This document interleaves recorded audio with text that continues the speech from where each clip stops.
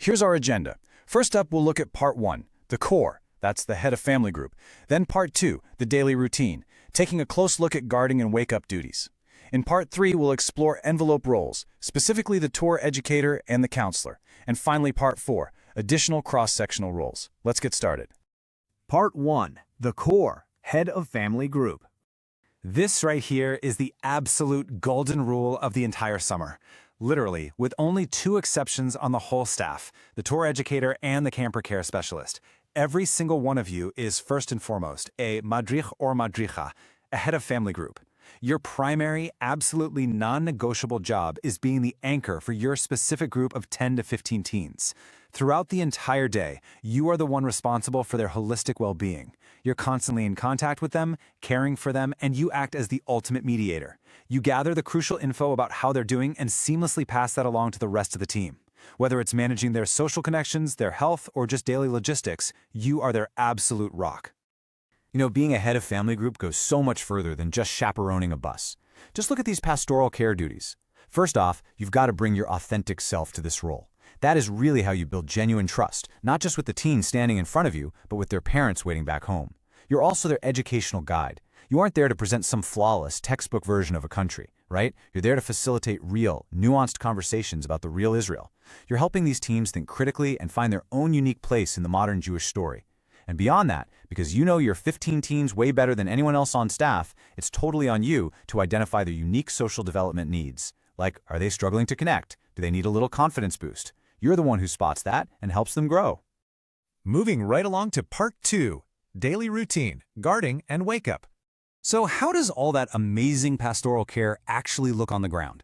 Well, let's talk about hashkama, the morning wake-up routine. And I want to be super clear here.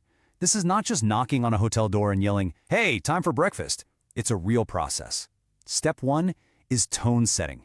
You're assessing how each participant slept and getting a read on how they're feeling emotionally and physically to start the day. Step 2 makes you a health first responder. If someone feels a bit off, you are taking their temperature right then and there and making sure they get care at breakfast.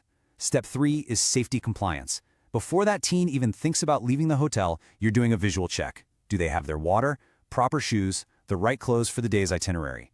And step 4 is pill call collaboration. You're teaming up with the health lead to ensure your teens are taking their required meds.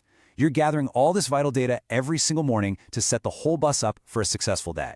Now, I really want to draw a sharp line here between morning hashkama, the wake-up, and night shmira, which is guarding. Hashkama is a daily heavy lift. It requires way more counselors, literally all hands on deck every single morning, because every madrish needs to check in with their specific teens. Shmira, on the other hand, is a rotating responsibility. Yes, you have to stay vigilant until 2 a.m., but you're only doing it once every few nights. And don't worry, the management team actively balances these schedules. If you pull a late shmira shift, they definitely take that into consideration during the morning hashkama, so you aren't burning out. It's a real team effort. Okay, Part 3, envelope roles, educator and counselor. First up in the envelope roles is the tour educator. These folks are licensed Israeli tour guides. They are the absolute experts on the sites, the history, and the formal educational components of the program. But here's the key takeaway. The tour educator is not there to replace your voice. Not at all. They're actually trained to actively call upon you, the madrikim. Remember, you're the one with the deepest day-to-day relationship with your family group. The tour educator is going to totally rely on your knowledge of the teens to make the site visits relevant and engaging for them. Think of it as a partnership, definitely not a solo lecture. The second envelope role is the community care specialist. They oversee the overarching wellness, health, and any elevated behavioral situations on the bus. Plus, they manage parent communications. And this quote on the screen, it perfectly captures their approach. Utilize methods of an educator and social worker, not a police officer. This role isn't about, punishing teens. It's about providing tools, maintaining professional boundaries, and frankly, supporting you, the staff, on the ground.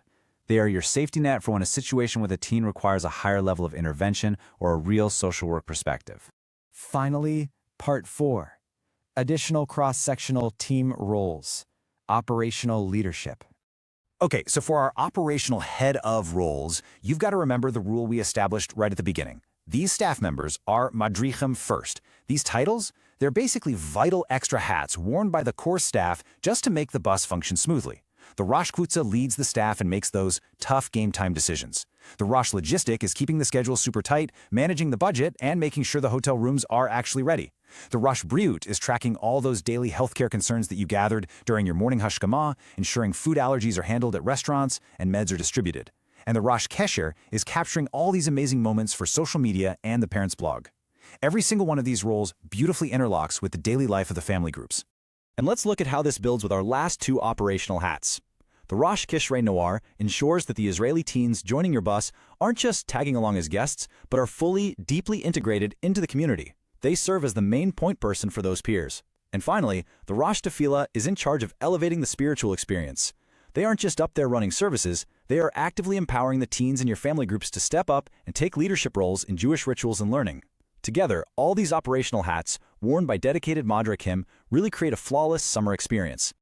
All right, we've covered the structure. We've totally nailed down the logistics. We know that absolutely everything hinges on the head of family group. So I want to leave you with this final, really vital question. How will you bring your authentic self to inspire your family group's Jewish journey? Because at the end of the day, it's not just about the schedule or the daily wake-up calls or the historical sites. It's about you. It's about building real trust with 10 to 15 teens and guiding them through a summer they are literally never gonna forget. You have the blueprint in your hands. Now it's time to go out there and make it happen. Thank you so much for joining me for this, and I hope you have an absolutely incredible summer with Yallah Israel.